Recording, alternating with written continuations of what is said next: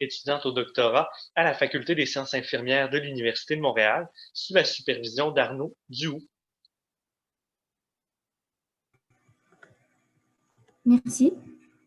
Bonjour tout le monde. Tel que mentionné, mon projet est intitulé Association entre l'auto-efficacité émotionnelle et la santé mentale des infirmières travaillant dans les maisons de soins palliatifs du Québec.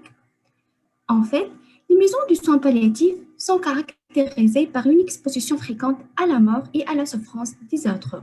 Le rôle central de l'infirmière ici est d'assurer la meilleure qualité de vie possible pour les personnes malades.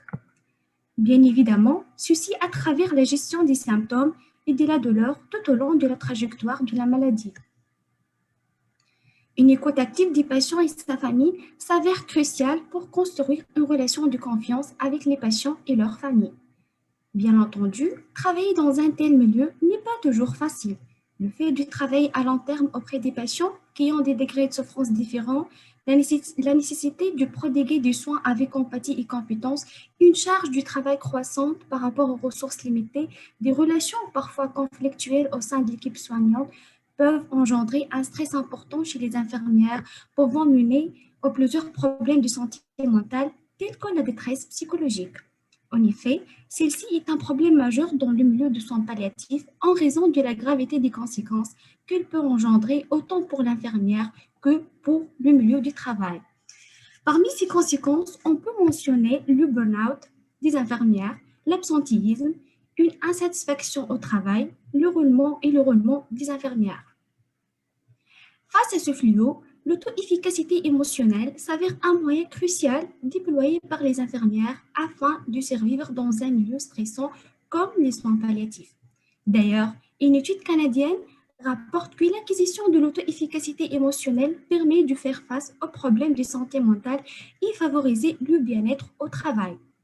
La conception de l'auto-efficacité émotionnelle découle de deux perspectives théoriques, la théorie de l'intelligence émotionnelle du Mayer et Salovey et la théorie de l'auto-efficacité du Bandura. En fait, l'auto-efficacité émotionnelle a été étudiée en tant que ressource personnelle permettant de gérer les émotions négatives dans plusieurs disciplines telles que la gestion, la psychologie et la sociologie comportementale. Toutefois, elle n'est pas très connue en sciences infirmières. D'où le but de cette étude est d'explorer le lien entre l'auto-efficacité émotionnelle et la santé mentale d'infirmières travaillant en soins palliatifs. Pour mener cette étude, nous allons recourir à un devis transversal.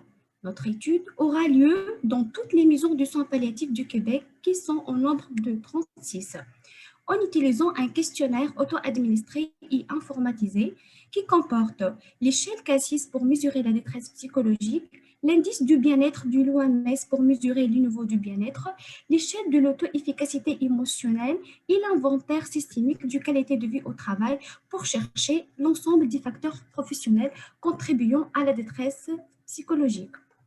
Prochaine diapo, s'il vous plaît. Pour les retombées anticipées, notre étude va permettre tout d'abord d'expliquer la santé mentale des infirmières travaillant en soins palliatifs en étudiant l'auto-efficacité émotionnelle et les facteurs professionnels. Ensuite, les résultats de notre étude vont inviter les décideurs à mieux travailler les facteurs professionnels et personnels pour une bonne santé mentale des infirmières. Finalement, notre étude vise à sensibiliser les infirmières à utiliser leur sentiment d'efficacité émotionnelle pour gérer la détresse psychologique vécue dans un lieu de soins palliatifs. En conclusion, je termine avec cette citation du projet « Prendre soin de soi pour mieux prendre soin des autres ».